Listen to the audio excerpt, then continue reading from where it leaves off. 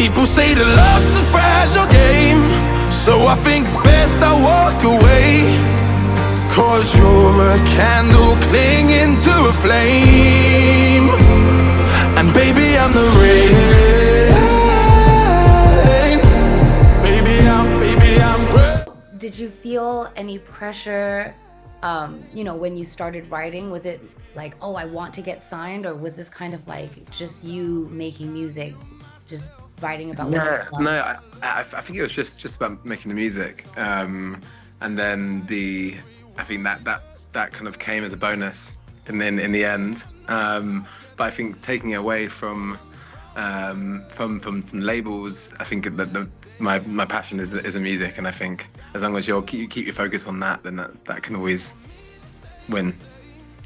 I think it also comes out in your songwriting as well, because you also top line on some of these EDM tracks, and your massive hit that has gotten you, you know, 3 million monthly streams on Spotify, which is insane.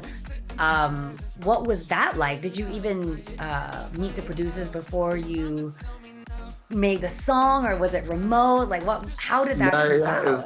It was actually the first dance song I tried to write, and we met for the first time, and we were in the studio, and we actually worked on something else first, and then right at the end of the songwriting session, the guy showed me this idea, and it was like the very first version of a remake of the Safri duo played live.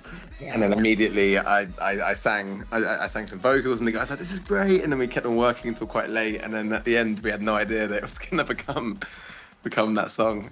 Yeah. But did you feel it? Because that's a hit. Like, that's a huge hit. Congratulations. Did you, when you wrote it, you were like, this is it. This is the one. I don't know. So sometimes, to be honest, sometimes when you don't in the moment realize it's the one, it turns out to be the one. Sometimes when you're in the moment, you're like, this is the one. It sometimes doesn't always work out. So I think sometimes it's almost like the ones that creep up on you a little bit. Say the love's a fragile game, so I think it's best I walk away. Cause you're a candle clinging to a flame. Speaking of your live shows, I mean, I've watched a lot of your music videos and some of the behind the scenes. Looks really, really fun. But what do live shows look like for you now? And do you see a progression, or that it's going to be bigger when you tour?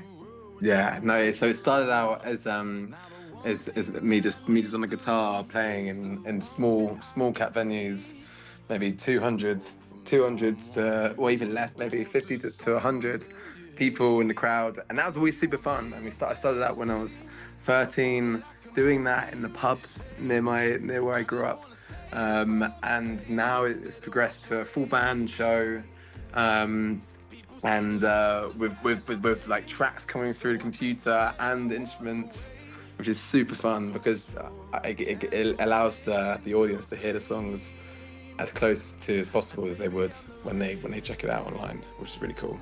Except it's got your beautiful raw vocals on it as well. Like, that's true. That's true. The best live element, you know. That's what they're coming to see. Yeah. No, that's true. It's but I hope, you know, in the future we can also extend the size of the band, and I'd love to. I used to play the saxophone when I was growing up, so I'd love to try some stuff and try and incorporate some instruments and additional players that could make it a bit more unique sometimes.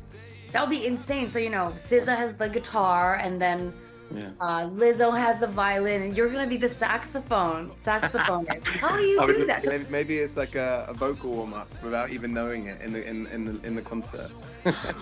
This is the exclusive that you're telling us you're gonna play the saxophone before you even do it at the live shows. All right, well, I'm manifesting that because I would love to see that. It's happening. Amazing. Tell me you're a good girl, I can be a sad boy. Are you up to no good girl?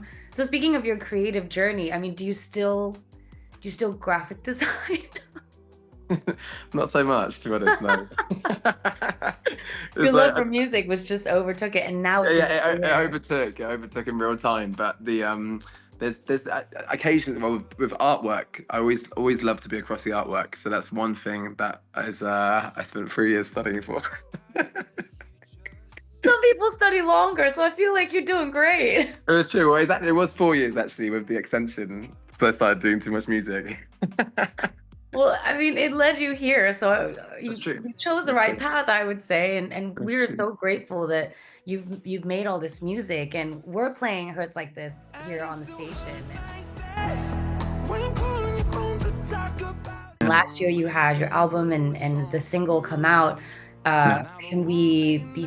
Are we gonna look at a tour and another full album this year? Like, what is 2020 like for you? Well, there'll definitely be some live shows. Definitely. I can't say where just yet. I mean, we have a few plans, and on definitely new music. We'll have the next one almost ready to go. So very excited to share that. Oh my goodness, that is really exciting. We can't wait to hear it. And of course, we would love to have you on the show live in person if you were ever in Singapore, and I would love be to. there at the show to check it out as well. But you do have a substantial amount of fans here, so we hope that you come by Amazing. at It's amazing. some point. for you is change. I just wanna save you from the pain, let it wash away. So I would love to say thank you so much for listening to Hurts Like This, and hopefully you also like some other music, and also thank you for listening to Kiss FM 92, of course. And I can't wait to share some new music. Kiss 92, all the great songs in one place.